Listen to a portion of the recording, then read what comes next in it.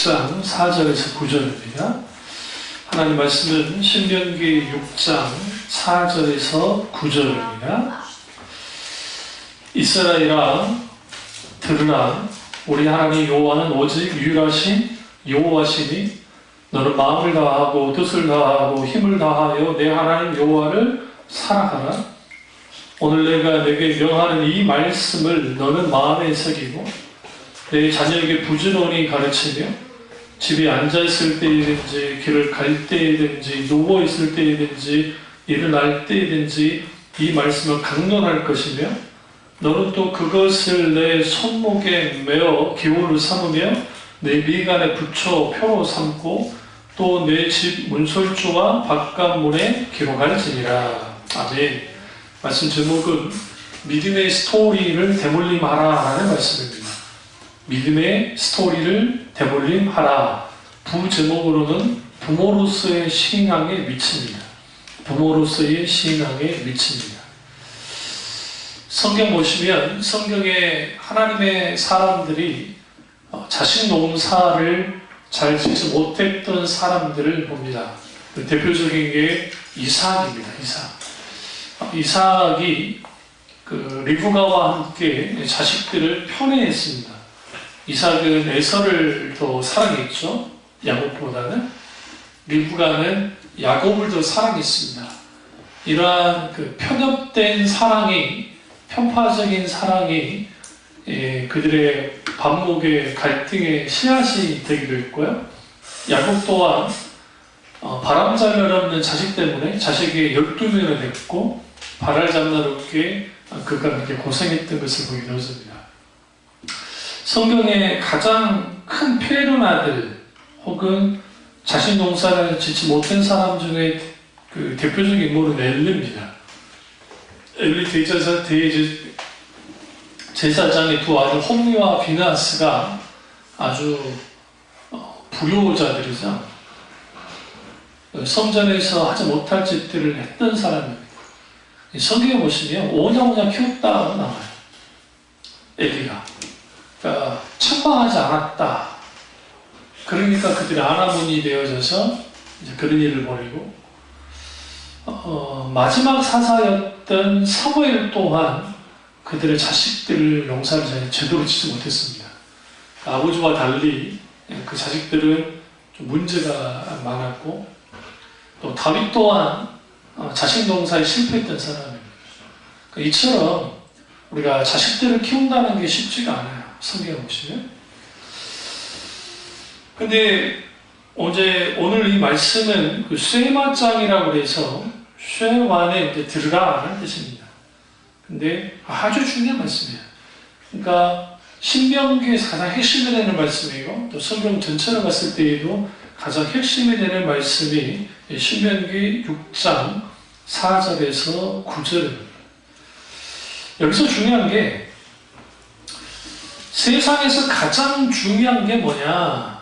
자녀에게 유산을 물려주는 거 중요하겠죠. 또 건강의 유전을 물려주는 것도 중요하겠죠. 그러나 세상에 가장 중요한 것은 믿음의 대입기입니다. 믿음을 이어줘야 돼요. 믿음의 계승이 있어야 돼요. 부모 세대의 믿음이 자녀 세대에게, 자녀 세대의 믿음이 또 그 자녀 세대에게 이어지는 거, 그것이 아주 중요합니다. 성경에 보시면 자손, 아들, 후손이라는 단어가 4850번이나 나와 있습니다.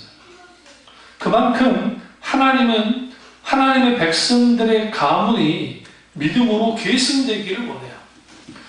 오늘 신명기를 보시면 신명기는 전체가 모세의 설교로 구성되어 있습니다. 총 3편의 설교로 구성되어 있는데 요단 동편 모압 평지에서 행한 설교입니다. 그러니까 이제 곧 있으면 요단강 건너서 이제 가나안 땅에 들어가 일보 직전에 이제 설교를 한 거예요.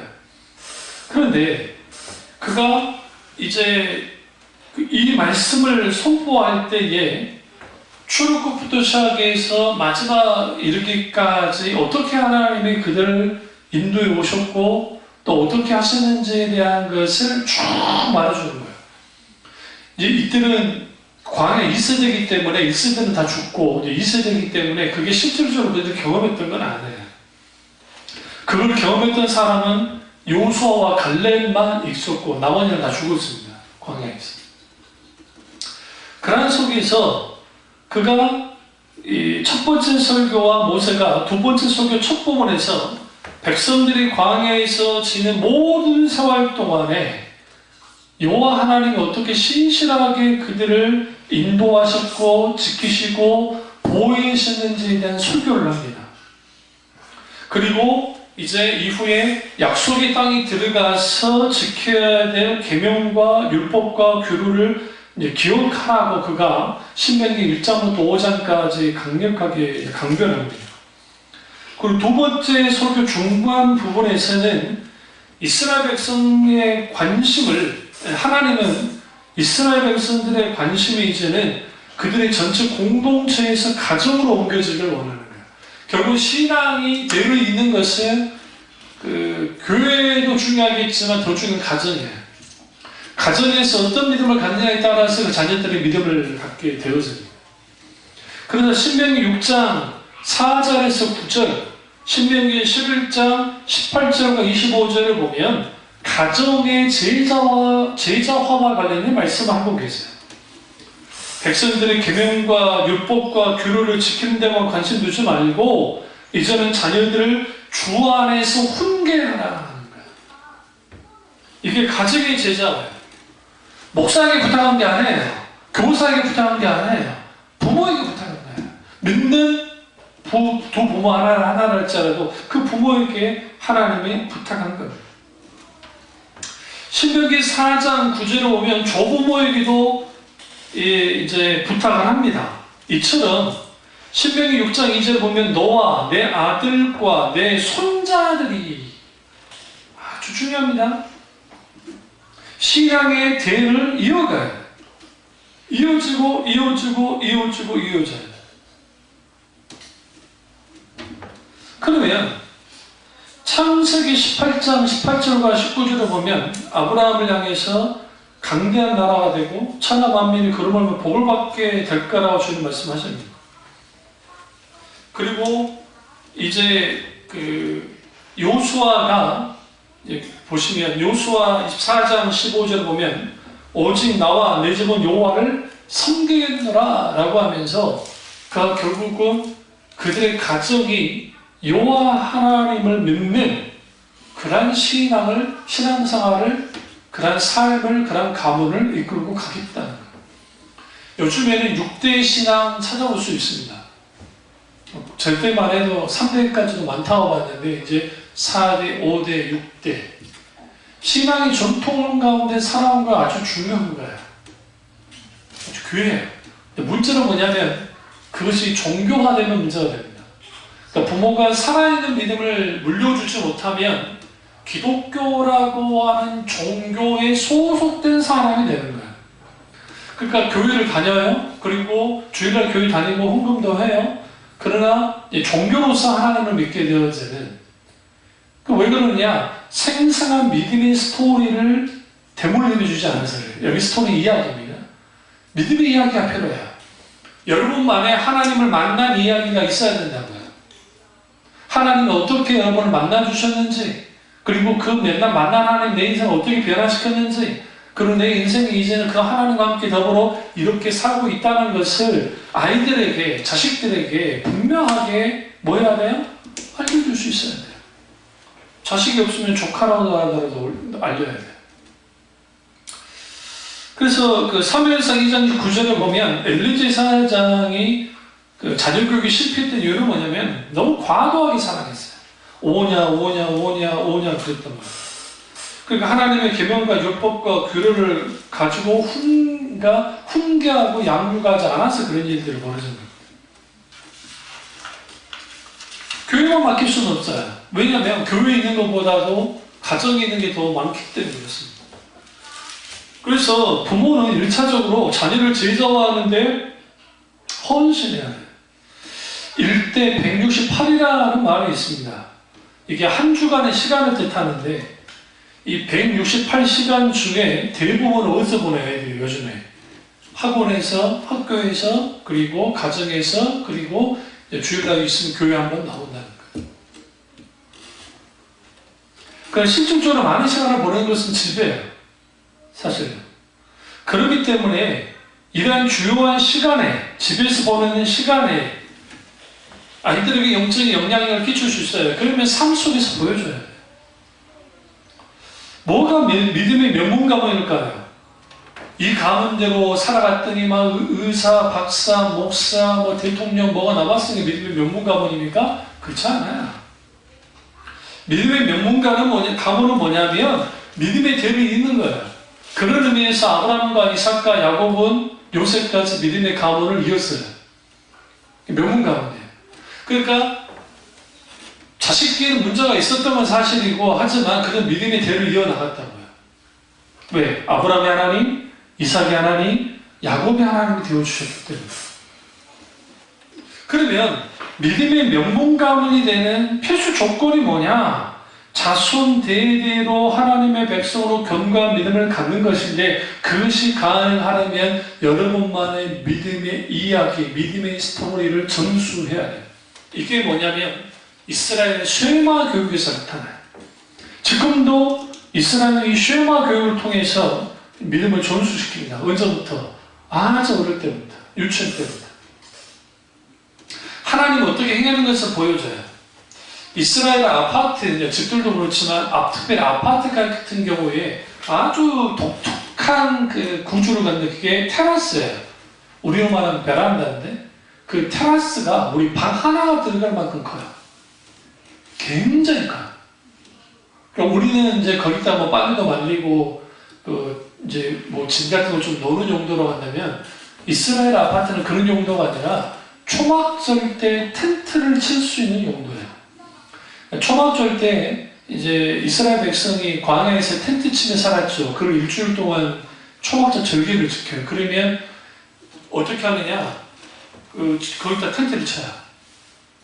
아니면 나무로 만들든지. 그럼 거기서 이제 일주일 동안 생활을 하는 거예요. 누가? 가족이. 하면서 뭘 하느냐? 과거에 광야 이스라엘 자기들의 조상들이 어떻게 광야에서 고생을 했고 또 하나님 어떻게 믿었는지에 대한 것을 그렇게 애들에게 교육을 시켜줘야 됩니다. 또 하나는 그들은 대속죄인, 용키푸라고 하는 대속죄인 날 그들의 죄를 하나님 앞에 회개하고 돌이키는 것에 대한 것을 충분히 가르치고, 또 어렸을 때에 그 친구들이 12살이 되기 전에 모세오경을 달달달 외우게 만들어요. 모세오경을. 그러니까 모세오경을 히브리어로 달달달 외우고 만들고, 그걸 통해서 뭐 하느냐?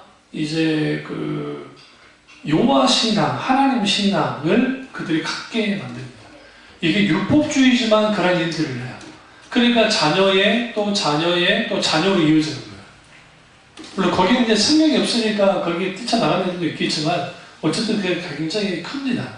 그걸 이제 분명히 성경에서 말하고 있고, 8절에 보면 너는 또 그것을 내 손목에 메고, 이게 이제 타펠림이라고 하는 미간에 붙이는 게 있어요. 타펠림. 이게 손목에 끈으로 맺고 하는 것도 있고, 이제 타펠림이 있는데, 그런 것들이에요. 문설주에, 여기 이제 문설주가 집에 있으면 그 위에 있다가 함 같은 걸 하나 만들어놔요. 그럼 그걸 보고 왔다 갔다 하게 하고, 그럼 이제 나갈 때 보기도 하고, 들어올 때 보기도 하고. 뭐냐면 그게 기록된 말씀이 오늘 본문 말씀이에요. 쉐마 이스라엘 아도나 엘로헤이누 아도나의 하라고 하는 이스라엘아 들으라 우리 하나님 여호와는 오직 유일하신 여호와시니라 라는 말씀이 타펜이 문설주에 거기에 딱 붙어 있어요. 정통파 유대인들이 까만 박스 같은 거하고 모니터 같이 한 거 뭐 보셨을 거예요. 그게 이제 타펜이 그 안에 똑같이 말씀이 들어가 있습니다. 그러니까 하나님의 말씀이 그들 가운데 신앙의 중심이 되어지고 믿음의 스토리가 이어지기를 원하는 거예요. 근데 그게 성경에서 우리는 성경이 우리 역사 아니잖아요. 이스라엘은 그들의 역사예요. 역사이기 때문에 그것을 사실 그대로 받아들이면서 이제 그걸 이야기를 하는 거예요. 아이들에게. 하나님의 백성이 믿음의 소리를 잃어버리면 그 자신뿐만 아니라 그 가문뿐만 아니라 민족 전체가 어둡고 슬픈 역사 속에 곤두박질하게 됩니다.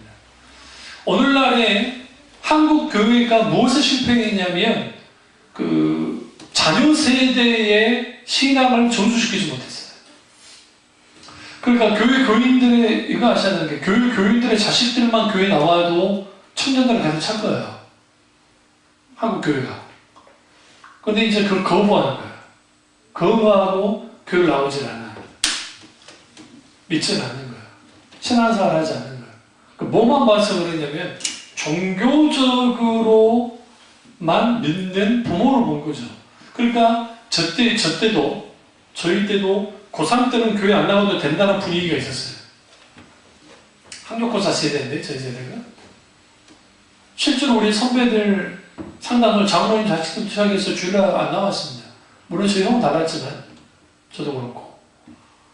그러니까 안 나와도 되는 거예요. 그리고 저희 그 여수에서 서울대 출신이 꽤 있습니다. 공부 잘하는 선배들이 꽤 많았고, 그리고 서울의 좋은 대학들, 뭐 고대, 연대, 그 다음에 뭐 이제 성균관대학교까지 한인대도 있고 그런 대학들을 많이 올라왔어요. 근데 그 선배들이 신앙을 다 겪고 내려와요. 신기하게. 어쩌면 교회 나와요. 그러면 이제 운동권 출신들이 있어가지고 그걸 통해서 가요부터 시작해서 팝송, 그 다음에 그 세상 노래들을 교회에서 나왔잖아요. 그걸 이제 저 같은 경우에 저항을 했죠. 저 같은 경우에는. 아니라는. 그럼 딴 데 가서 그냥 하면 그 말하지 않겠는데 왜 교회까지 와서 그러냐. 급격하게 그러니까 그래도 우리 교회는 1000명이 넘는 것이 한 1000년이 한 50명 정도 있었어요. 30, 40명, 50명. 많은 거예요. 왜냐하면 그 사람들이 다 어디로 가냐면 이제 다 밖으로 나가기 때문에 우리 도시에 있지 못하고, 그리고 대부분의 신앙을 잃어버려요. 그게 우리 세대였어요.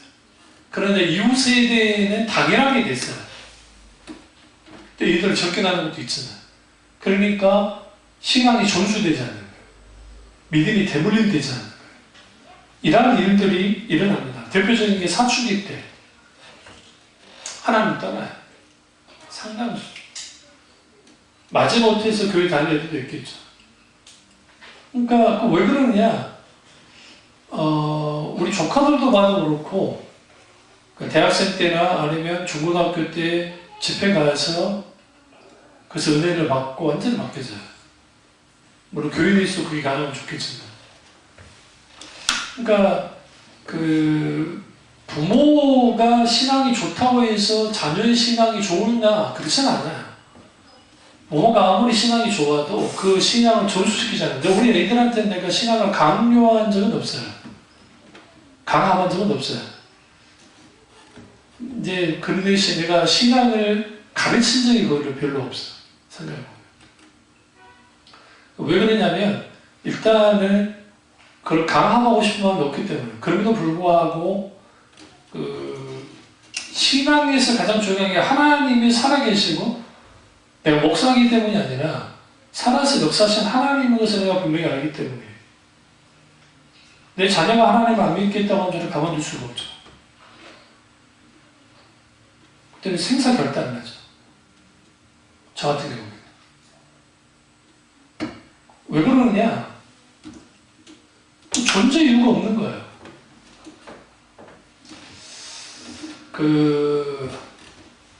세계사에서 아주 꼴통들, 그러니까 세상 꼴통들, 세상에서 하는 대단한 사람들인데 다 목사 자식들이야. 목사 자식들. 새끼란 편 주세요. 마르크스, 목사 자식이야. 까미, 목사 자식이야. 뭐 임마누엘 칸트, 그러니까 니체, 소위 신앙가정에서 태어났던 사람들. 그들 다 하나님을 부인했어요. 그게 이제 17세기 이성주의 반동으로 나타난 거긴 하지만, 거기 슈라 에르마허, 불투만, 야스퍼스, 쇼펜하우어, 기타 듣는 사람들, 그 대다수가 크리스찬들 가죠. 목사가신 아이들죠. 근데 상당수 목사야지. 공산주의의 태동이 목사 자식에서 나왔다는 거예요. 충격적이에요. 뭘 잃어버린 게야? 종교회가, 러시아 종교회가 세속화돼서 하나님을 믿는 그 믿음이 무너진 거야. 살아서 역사하신 하나님이 사라지고 종교만 있는 거야. 그러니까 종교만 경험한 자식들은 그게 종교일 뿐이야. 그러니까 레닌이 뭐라고 하냐? 종교는 아편이라고 하는 거야. 종교는 아편이라는 말은 무슨 말이냐면 이거예요. 종교는 아편처럼 끊을 수 없다라는 의미도 있고, 또 하나는 뭐냐면 이게 힘들고 어렵고 막 이제 고통받고 사회의 부조리 속에서 막 이제 여러 일들을 경험하잖아요. 그러면 종교라는 아편이 이걸 다 종교라는 아편이 이러한 그 고통을 잊게 만든다는 거야. 직시하지 않게 만들고, 그리고 무매하게, 그러니까 우매하게 그 잘못된 위정자들을 따라가고 한다. 그러니까 종교는 아편이다. 그런 종교를 깨 부셔야 된다. 하나님 없애야 된다. 그게 유물론이에요. 그게 김정은이고 김일성이고 마오쩌둥이고 레닌이고 그걸 가지고 나온 거예요.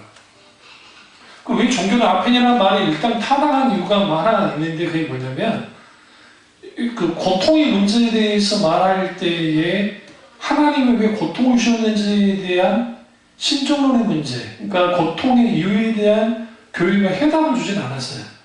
그러니까 그냥 믿어. 믿으면 다 되는 거야. 믿으면 축복받아. 믿으면 잘 돼. 내가 복 빌면 복 받아. 이렇게 되면 잘 되는 거야. 오늘 한국교회와 똑같아요. 그러니까 아편으로 보는 거야. 그러니까 청년 세대에, 청소년 세대의 믿음이 전수되지 않는 거예요. 저희 같은 경우에, 저희 집 같은 경우에는 저희 어머니가 저를 먼저 믿었는데, 역설적이게도 우리 어머니 밑에 있던 이모가 먼저 믿고, 그 다음에 어머니가 교회를 갔고, 그리고 그 어머니 믿음이 형에게 갔고, 형이 같은 믿음이 제게 왔거든요. 그러니까 이 믿음의 전수가 분명하게 필요해요.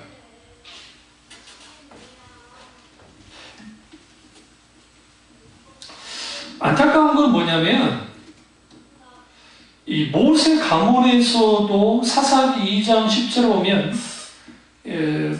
믿음의 그러니까 하나님을 알지 못하는 세대가 나와버려요. 그러니까 모세의 가문에서도 무슨 일이 벌어져요? 믿음의 스토리가 끊어져요. 이게 심각한 거예요. 이게 단순히 종교적인 문제만이 아니에요.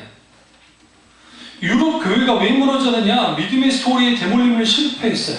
그러다 보니까 큰 예배당이 수집으로 넘어가고, 큰 예배당이 모스크로 바뀌어지고, 큰 예배당이 쇼핑센터로 바뀌어지고, 큰 예배당이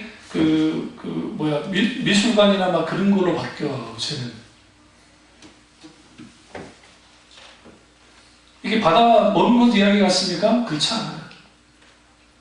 지금 우리나라 뭐 3천 1억짜리 건물을 갖고 있고, 어마어마한 건물들을 갖고 있잖아요. 그거 한 방에 다 날아갈 수 있어요. 그 대표적인 게 로버트 슐러의 수종교회가 한 방에 날아갔어요. 그 당시 그 수종교회는 왜 수종교회냐면 유리로 만든 아주 예쁜 교회입니다. 어마어마하게 사람이 거기에 뭐 10,000명 이상, 수만 명이 들어갈 수 있는 교회예요. 근데 로버트 슐러 목사가 이제 본용주의에 앞장섰던 분이니까 그분 자식들의 목회를 했는데 그 본용주의가 안 먹히는 거예요. 불과 그 교회가 40년, 한 50년 됐나? 카톨릭으로 넘어갔어요. 카톨릭. 그러니까 왜 이런 일들이 벌어지느냐? 믿음의 세대가 이어지지 않으면, 믿음의 스토리가 이어지지 않으면 안 돼요. 여러분이 어떻게 하나님을 만났는지에 대한 것을 아이들에게 분명하게 알려요. 그 만남이 필요합니다. 그러면 이제 신명기에서 여기서 동사 4개가 나오는데, 신명기 6장 4절과 9절에서 동사 4개가 나오는데, learn이라는 아는 것, 그리고 love, 하나님을 모든 것을 다해 사랑하는 것. 하나님 참 하나님을 알고 참 하나님의 모든 것을 사랑하고 그리고 live 말씀의 모든 것을 순종함으로 살아가고 그리고 하나님을 알고 사랑하고 말씀대로 살아가는 것을 물려주는 것. 이게 뭐예요? live. 떠나가는 의미도 않지만 이게 물려주다는 의미가 있어요. 물려주는 것. 이게 필요해요. 오늘 이거 좀 다루겠습니다. 어떻게 그러면 믿음의 스토리를 이어줄 수 있느냐? 첫 번째는 그 learn이에요. 그러니까 이건 배운다는 뜻이에요. 우리가 먼저 하나님을 인격적으로 알아야 됩니다. 전인격적으로. 그러니까 청각 장애를 가지고 있는 분들의 아이가 정상으로 태어나도 그 아이가 자칫 잘못하면 언어 장애를 가질 수 있어요. 왜 그러냐면 청각 부모는 말을 제대로 하지 못해요. 그러니까 이 언어 자극이 안 되잖아요. 그래서 국가에서 어떻게 하죠? 그래서 이제 이 아이들을 위해서 지원을 해주는 거예요. 그래서 이제 그 아이들이 정상적으로 청각 장애가 없으면 잘할 수 있도록 복지사들이 가가지고 언어를 해준단 말이에요. 그러면 그 아이들이 언어를 계속 자극을 받기 때문에 뭐 하느냐, 이제 그 청각 장애가, 이제 언어 장애가 되지 않는 것처럼 오늘 우리가 우리의 신앙을 하나님을 알지 못하면 우리가 다음 세대를 가르칠 수가 없어요. 그럼 인격적인 하나님은 누구신가? 여러분이 지금 제 교회에서 이제 오랫동안 제 지도를 받았는데 하나님에 관해서 하는 것과 하나님을 아는 것 이런 소개 많이 했어요. 근데 이게 아무리 제가 설교를 해도 여러분이 정말 여러분이 하나님에 관해서 하는 것과 실제로 경험하여 아는 하나님이 어떤 분인지를 분명하게 알아야 돼요.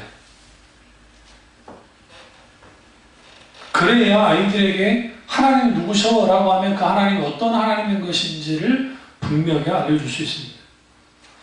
성경에서 말하는 하나님을 모르면 내가 경험한 나의 하나님을 알 수 없게 되어서요.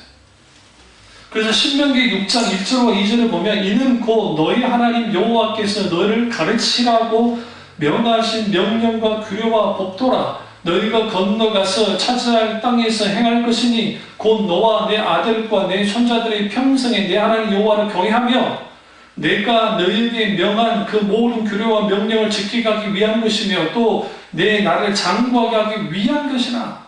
여기서 내 손자들 평생 내 하나님 여호와를 경외하며 언제? 평생 동안 경외하냐. 그런데 이걸 알려면 뭐 해야 돼요? 하나님 알아야 돼요. 박진영 씨가 하나님 경험했다고 이제 글을 올려놓고 이게 일파만파 구원파는 아니다 이제 논쟁하는데 뭐 그 사람이 구원파인지 아닌지는 저는 관심 없어요. 솔직히 이제 궁금하시면 수요 설교와 금요 설교 들으시면 돼요. 제가 거기서 충분히 다뤘기 때문에. 이제 그 사람이 경험한 하나님이 누굴까 할 때에 그 사람의 신앙 고백의 간증문을 조금 쭉 읽어보니까 결정적으로 결여된 게 인격체신 하나님에 대한 인식이에요. 그러니까 티브리서 성경을 읽다가 깨달았고 그 깨달아서 이제는 하나님이 믿어졌다. 그래서 나는 구원받았다. 그런 논리예요. 그럴 수는 있어요. 그러니까 이제 구원의 서정 속에서 이제 이거예요. 성령이 조명에 비추시면 하나님 안 믿었던 사람들이, 그러니까 성경에서 말하는 하나님 안 믿을 때 다 믿어져요. 이거는 설명할 수가 없어요. 뭐라고? 그런 의미에서는 박진영 씨가 하는 말은 틀린 게 아니야. 성령의 역사가 그렇게 되기도 하기 때문에. 근데 문제는 뭐냐면 그렇게 믿어져요. 안 믿어졌던 것들이 믿어지는 거, 이게 하나님의 선적 은총 때문에, 은혜 때문에 이루어지는 거예요. 그 전에는 내가 가려져 있다가, 눈이 가려져 있다가 성령이 다 보여주는 거예요. 그러면 그 하나님을 딱 만나게 되는 가장 먼저 있게 되는 게 뭐냐면, 예수 그리스도께서 왜 나를 위해서 십자가 못 박에 돌아가셨는지에 대한 그 깨달음이라면 깨달음, 그것을 이해하게 돼요. 깊이 깨달아게 돼요. 그러면 곧바로 있게 되는 게 뭐냐면 자기 처지인식이에요. 어떤 처지를 인식하냐면 나는 죽을 죄인이구나. 내가 주인 중에 주인이 없구나. 그러니까 주님이 나를 구원해 주지 않으시면 나는 뭐 할 수 없다? 구원받을 수 없구나. 자기 죄로 인한 가슴 앓이를 해요. 아파요. 이걸 뭐라고 하냐면 메타노이아, 회개라고 해요. 회개가 일어나기 시작해요. 그러면서 하나님 앞에 내 죄를 사해달라고 용서해달라고 하나님 앞에 기도해요. 메타노이아라는 뜻이 뭐라 했죠? 방향을 바꾸다라는 뜻이었죠? 방향을 바꿔요. 그러면서 있게 되는 게 뭐냐면 내가 사는 이유, 생각, 사상, 가치관 이러한 것들이 트랜스포메이션, 전환하는 거예요. 바뀌어져 가는 거예요. 그렇다고 내가 중생이 처음 했다고 확 바뀌지 않아요, 사람이. 그럼에도 불구하고 적어도 이전에 내가 그냥 봤던 그 세상 그대로 보지 않는 것들이 이제는 신앙 속에서 보게 되어져요. 그래서 그렇게 경험한 하나님이에요. 근데 박진영 씨에게는 처제나 회개를 했다고 하는 그런 고백이 전혀 없어요. 그래서 구원파다라는 말을 거예요. 왜냐하면 구원파는 그런 식으로 구원받는다고 그랬습니다. 이게 영주주의가 이 친구가 구원파가 아닐지라도 구원파와 관련된 책을 읽었는지 안 읽었는지 모르겠는데 그런 영향들을 받은 거예요. 분명히.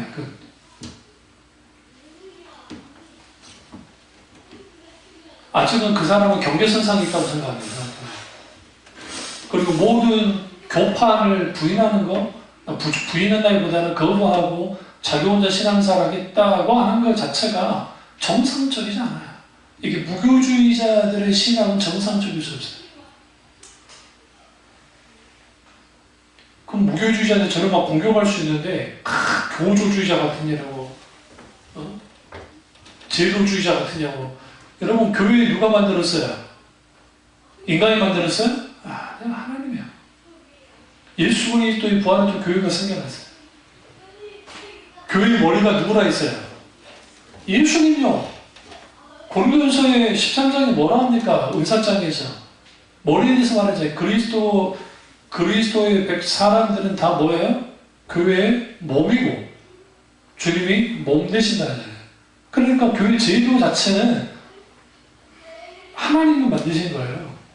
인간들이 이상하게 해가지고 이상한 교회가 나온 것 뿐이에요. 그러니까 교회 자체가 틀린 게 아니라고요.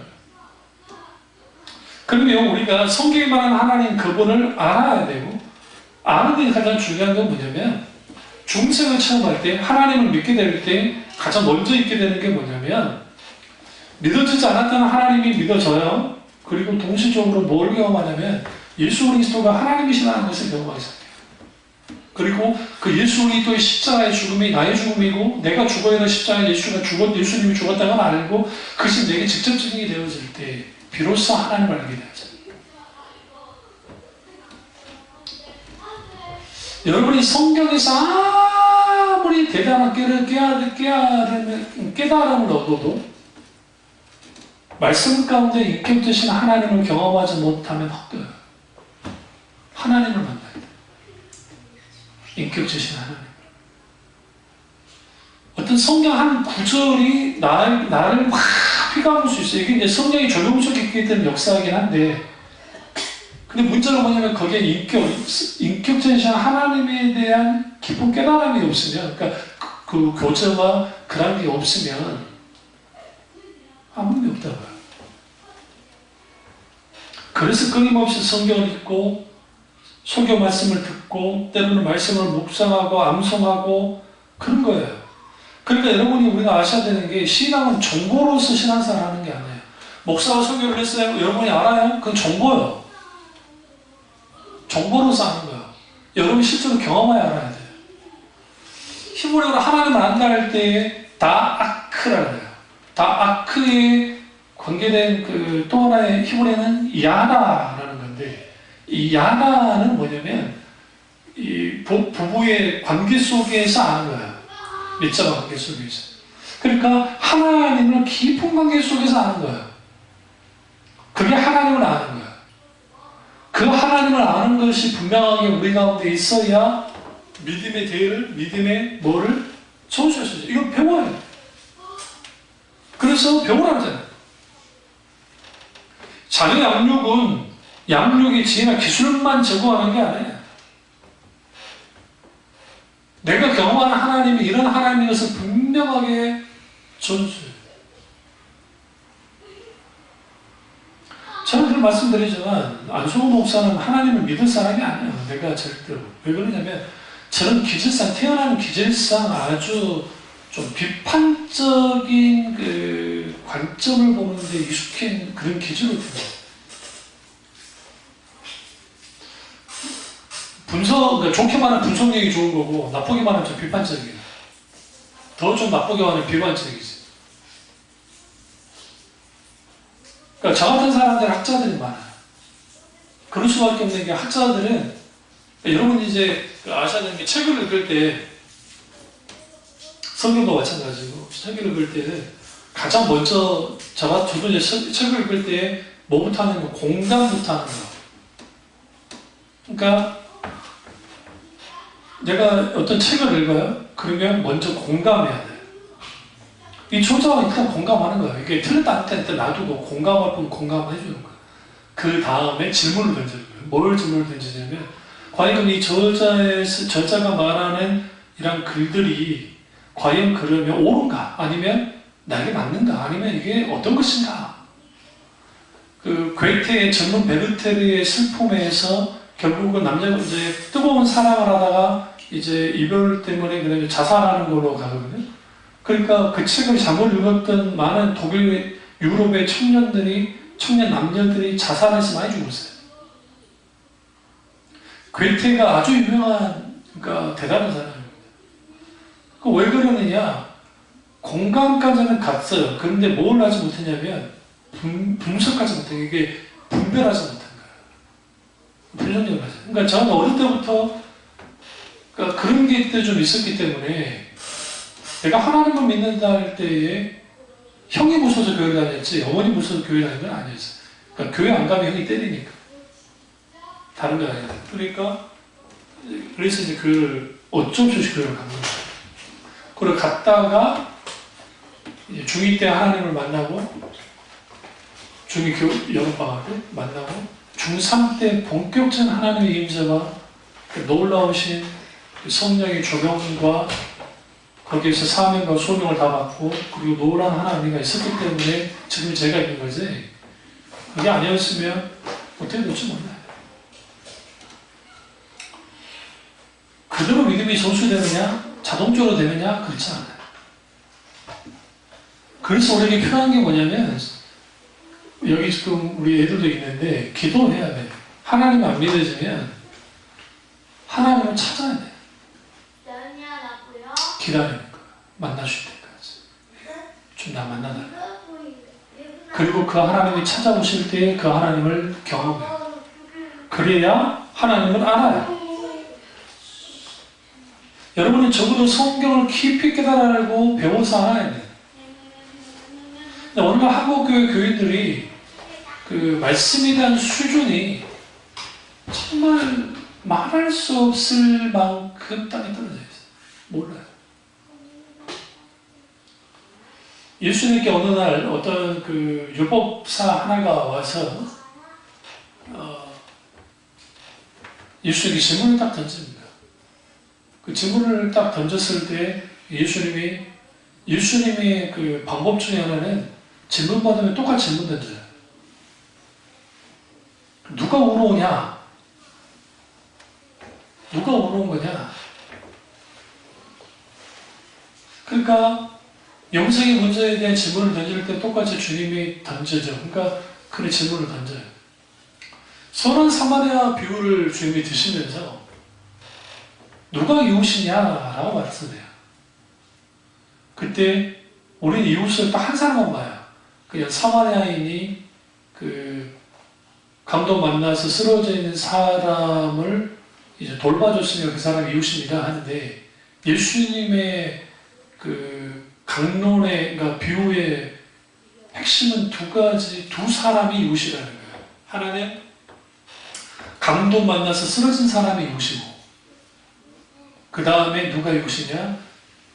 그 긍휼을 베풀었던 사마리아인이 이웃이다.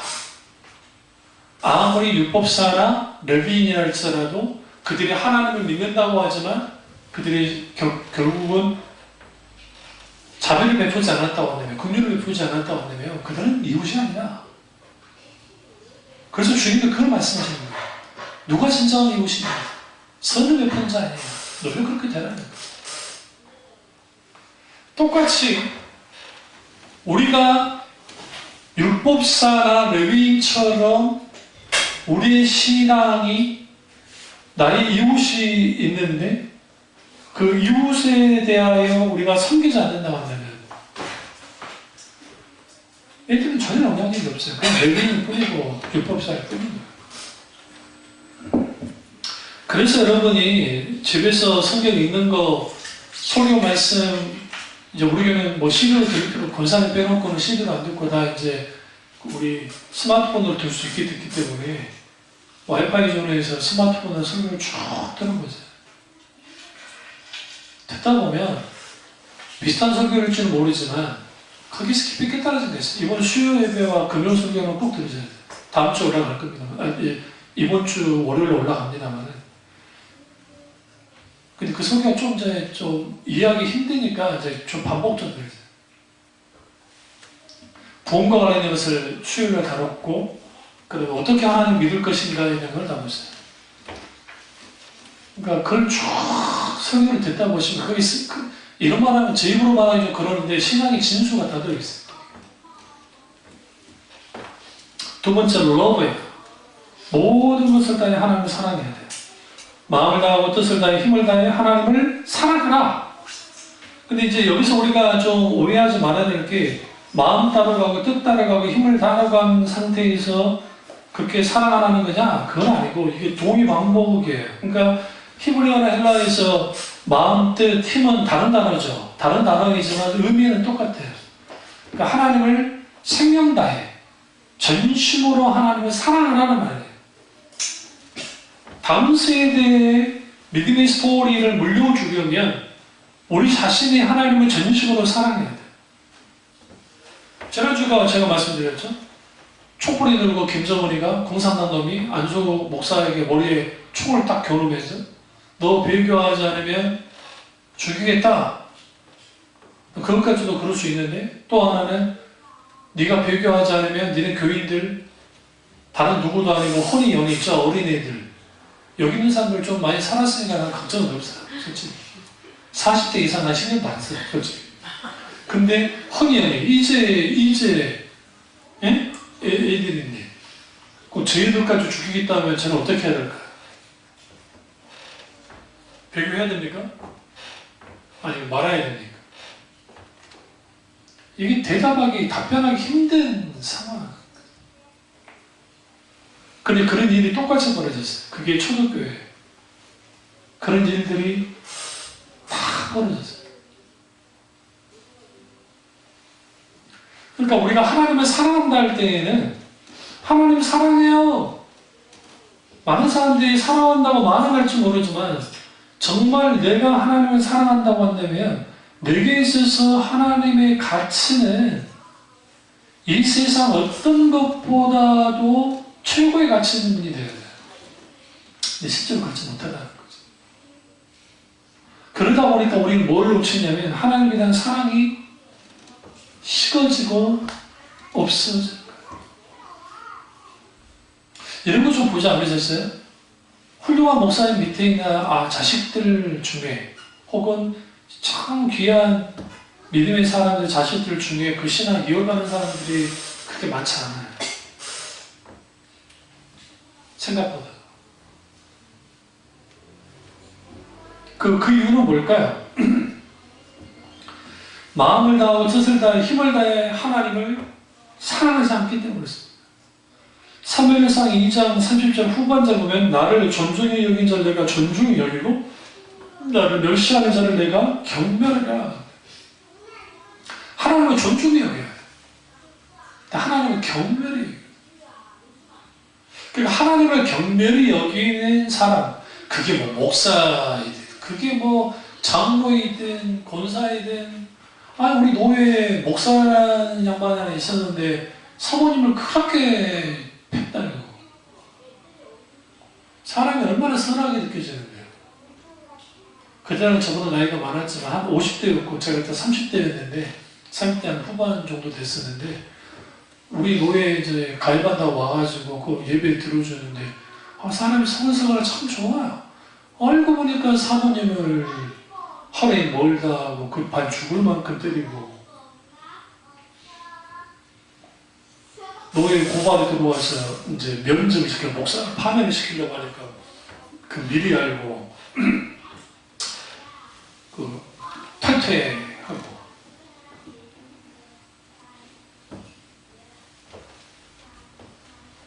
여러분 생각보다 목사들 중에 사모님 때리는 사람들이 꽤 많습니다. 과거에는 더 많아요. 스트레스를 받잖아요. 사람 때문에. 사람 스트레스를 받으니까 그대로 사모한테 쏟아부은 거 아니면 자식들을 때리는지. 그러니까 그런 일들이 벌어지는 거예요. 그러면 그 자녀들이 하나님 믿겠어요?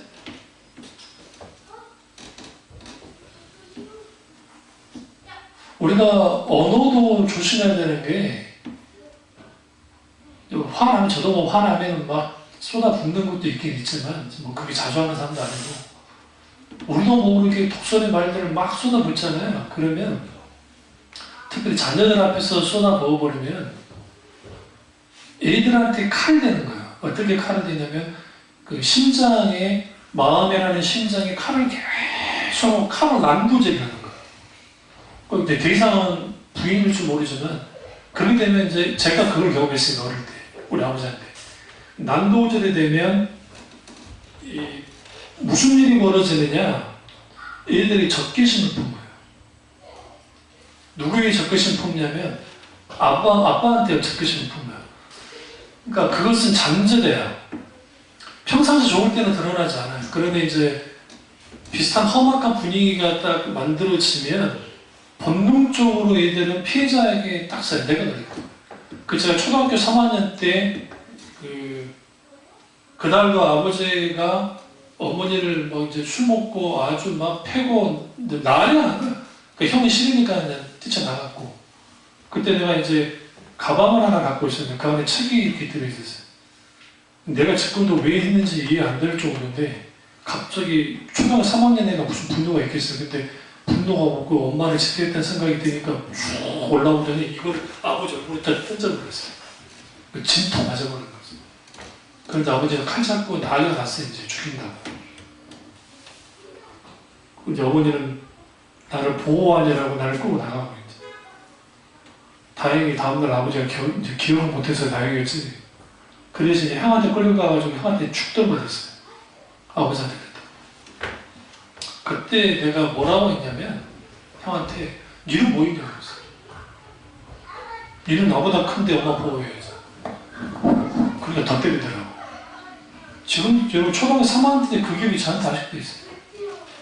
그러다가 제가 이제 나이가 좀 들고 그때 아버지가 이의가 되는 게 있어요. 아버지가 엄마 때리는 게 이의가 되는 게 아니라 이제 그 과정, 일어나는 그 과정에 대한 이의가 생겼어요. 그게 내가 자식을 키우고 하다 보니까 생겼을 뿐이 그렇다고 상처가 사라지는 건 아니야. 예수님이 이제 십자가 내려가는 만져줬으니까 이게 사라진 거지. 그래서 우리 참 조심해야 돼. 우리 집에 있다 보면 8시 30분이 되면 꼭 깡패들이 나타나요. 어떤 깡패들이 나타나요? 정말 살벌한 깡패들이 나타나는데 엄마 깡패들이 나타나요.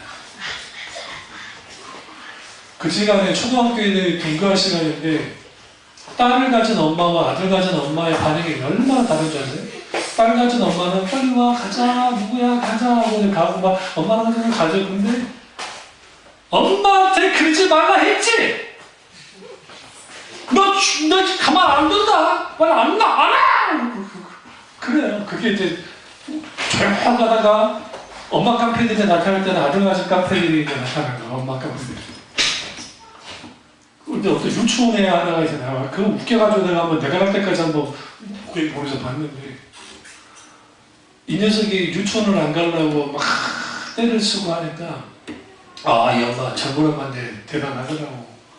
엄마한테 이런 식으로 대하지 말라 했지. 갈 거야, 내가 알아서 해. 탁 내려놓고 하면서 먼저 내려가. 너 이거 네가 들어? 그러고 엄마 그러고 이러는데 이야, 이 엄마 뒤도 안 내려. 밑에 가더라고. 그 내가 또 걱정이 돼가지고 밑에 이제 차도가 있으니까 여차하면 내가 달려가야 되겠구나. 저는 근데 이놈도 지가 살라고 차고에 가방 멈춰 있어. 그러더니 사라질 쪽으로 엄마를 따라가요. 우리가 조심히 자녀들에게 믿음을 전수시켜야죠. 근데 문제는 뭐냐면 우리들이 좋지 못한 행동이나 어떤 그런 것들이 그대로 이들에게 영향을 줍니다. 그래서 우리는 부단히 하나님 앞에 회개하고 돌이켜야 돼요.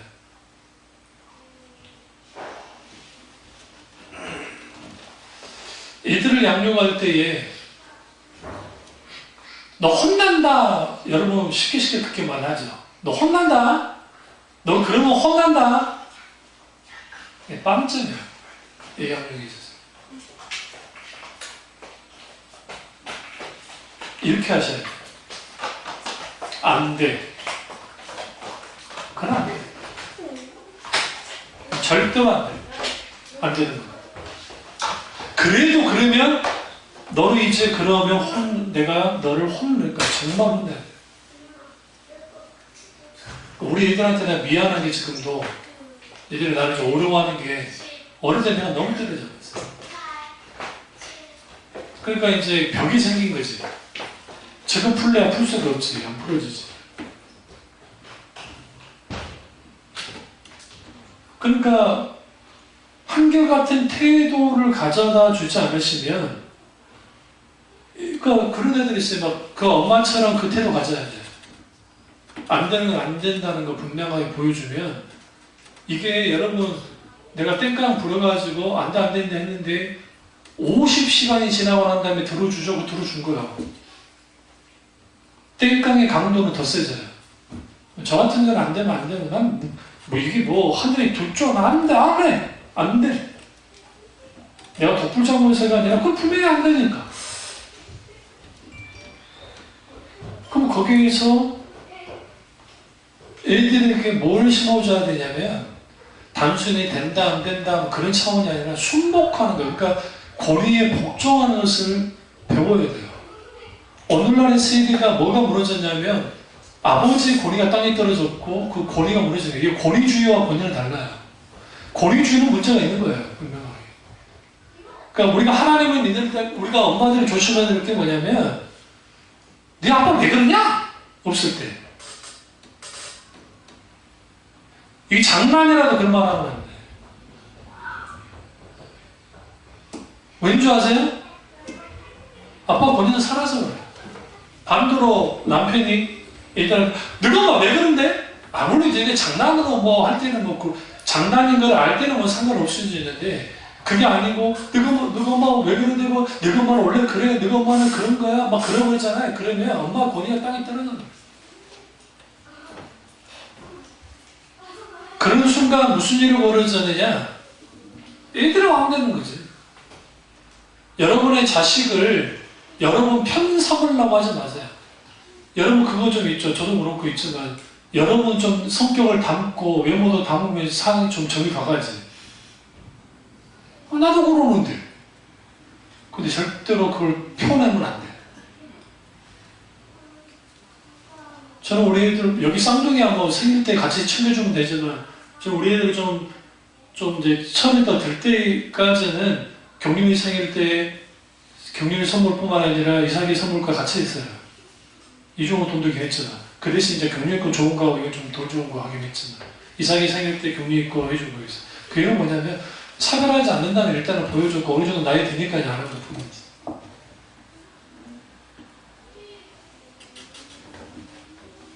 세 번째는 리브, 살아야 됩니다. 믿음은 배워지는 것이 아니라 붙잡혀지는 거예요. 하나님께 붙잡혀져요. 왜 모세가 하나님 말씀을 손목에 기호로 삼고 미간에 붙이는 표로 삼고 집 문설주와 바깥문에 기록해야 했을까요? 하나님의 백성으로 살아가게 하기 위해서요. 다음 주에 제가 종교 소부주의를 왜 심각한지 말씀드리겠지만, 신앙이 종교화가 되면 삶이 없어요. 삶이 없어요. 삶까지 연결되지 않아요. 삶까지 연결되지 않는 부모 밑에 있는 아이들의 신앙이라는 것이, 이게 사상 유각에 완전히 무너질 수 있어요.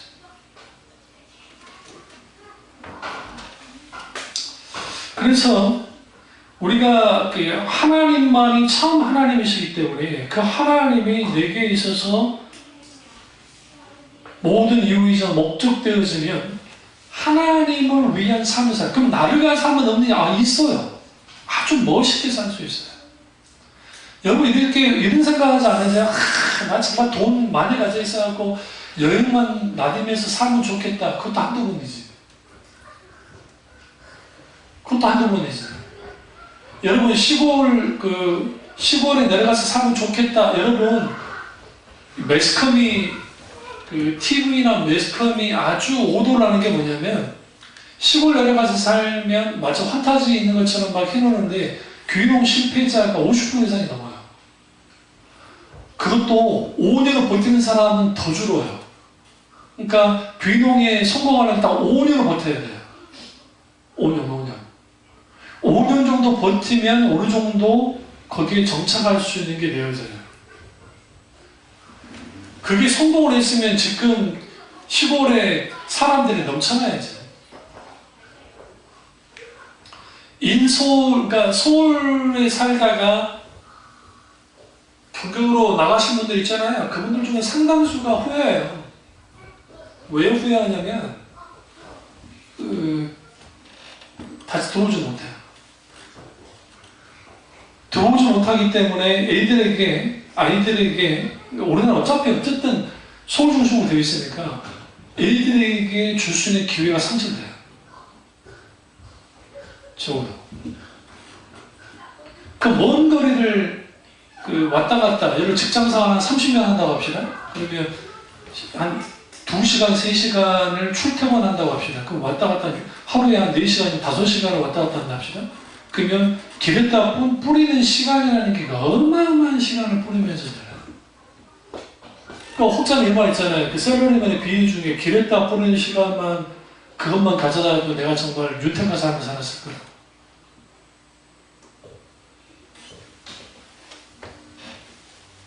그래서 믿음의 삶을 사는 거예요. 살아내는 거예요. 지금 혼이 연인 때가 신앙 가르치기가 아주 좋아요. 왜? 저 때는 부모를 최고로 하니까. 모지 않았지. 그 환타지가 깨질려고. 마지막 네 번째는 물러줘야 됩니다. 믿음을 물려줘야 돼. 내가 보고 경험하고 알았던 하나님이 우리 아이들에게 그대로 물려줘야 돼. 그런 의미에서는 우리 민집사 가정은 정말 괜찮죠. 아이들 탄생 스토리부터가 다이나믹하니까. 주 나를 놓지 마소서. 항의자만 불러도 눈물이 뚝뚝 나야 되는데 안 나잖아요. 애들한테 주 나를 놓지 마소서. 이품 안에 홀로 내가 섰는데, 그 찬양을 제 아이들이 전 자랐으니까 그 찬양 같이 부르면서, 잠실 성경 목사님이 되게 했던 말 중에 하나가 있는데, 그게 뭐냐면, 목사님 친가 쪽에서 모이는 거 이제 좋긴 한데, 그래도 처가 쪽에 모이는 거 참 좋다고 하는 거예요. 왜 그래요? 그러니까 이런 말 하더라고요. 처가 가면 이제 거기 집에 저도 한번 가본 적이 있는데 피아노가 있어요. 근데 그분들 악기를 좀 해요. 사모님도 악기 이제 피아노 치지만 또 다른 다 대부분 악기를 해요. 그러면 모여가지고 찬양을 다 거의 화음을 내면서 집에서 막 불러요. 누가 뭐 시키는 게 아니고 자연스럽게 그렇게 되는 거예요. 찬양을 치고 하면 그때 그 느껴지는 그 은혜, 감동, 감사, 그리고 그 분위기, 그 느낌이 너무너무 좋다. 우리 혼이연이 늦기 전에 예술의 전당이나 막 그런 데 할 때, 아이들 중에 막 그 클래식이든 뭐든 뭐 그런 거 있으면 그런 걸 먼저 얘들도 마찬가지예요. 좀 경험하게 해주셔야 돼요. 그래야 그 아이들이 조금 더 깊이 좀 사유하는, 생각하는 그런 애들로 자라나지. 그러니까 문화적 충격도, 좋은 문화적 충격들을 조금 주세요. 집에 가까우니까 그 동물 사육자 같은 데 애들 정말 좋아해요. 뭔지 몰라도 돼. 그냥 거기서 막 알아서 학교들 나와서 막 해주고 하니까, 그러면 얘들은 즉금은 잘 모르지만 조금 잘할 때, 지금 제가 귀가 아프니까 우리 애들하고 못 가를 뿐이지, 우리는 돈 모아가지고 갔어요. 5년짜리 그 돈 좀 모아가지고 쌓여지면 그때 1년에 한 번, 두 번씩 하고 막 그러는데, 그게 자주는 못 가긴 했지. 그러니까 물려주는 거 그냥 물려주지 않습니다. 내 신앙 인격이 아이들에게 영향을 끼치도록 해야 돼. 내 신앙 고백이 아이들에게 고백되는 사. 그러시면 부단히 아이들을 위해서 기도하세요. 그들의 믿음을 위해서 기도해야 돼요. 그 아이들이 그 믿음을 가지고 자라날 때 달라집니다. 믿음의 세대가 일어날 거예요. 그런데 이런 믿음이 믿음으로 이어지지 않으니까 문제예요. 잠언서 22장 6절 이렇게 말합니다. 마땅히 행할 길을 아이에게 가르치라. 그리하면 늙어도 그것을 떠나지 아니하리라. 교회 학교 와서 배우면 얼마나 배울 것이, 목사 설교 듣고 얼마나 배우고 있어요. 자녀들을 분명하게 아이 때부터 말씀으로 그렇게 가르쳐요. 하나님을 가르쳐줘요.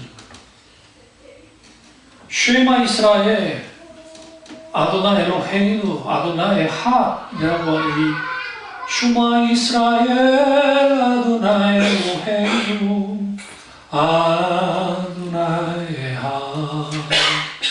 근데 이게 슈마 이스라엘 이 노래가 어떤 노래냐면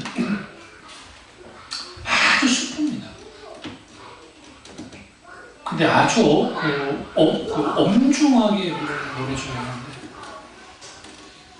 그걸 부모 세대부터 누구에게까지, 자녀 세대에게까지 이어주고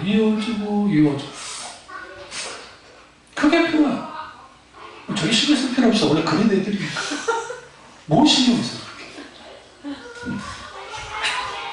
예수님 좋았을 거야. 저기도 안 믿는 것 같지. 그럴 거야. 여러분 집에서 설교 들어보시면 누구 집 자식이 소리 지른 거 들리시면 그때부터 회개하면 돼. 농담이에요. 그러니까 우리가 하나님 앞에 내 자녀들에게 믿음의 스토리를 계승해줘야 돼. 대물림해줘야 돼. 엄마가 아빠가 이렇게 신앙생활했었는데 이런 하나님 내가 만났었어. 그 하나님 이런 분이시고 그 하나님 이렇게 해보셨다. 비록 겉으로 보이는 내가 성공하지 못했을지 모르지만 하나님의 평가는 인간의 성공과 그걸로 평가하지 않아요. 하나님의 평가는 우리가 얼마만큼 하나님이 원하는 삶을 사는가. 내 자녀들이, 여러분 자녀들을 공부를 잘해서 서울대를 들어가고 뭐 법조인이 되고 의사가 되고 판사가 되면 뭐 할 겁니까? 하나님 안 믿는다고. 실패한 거야.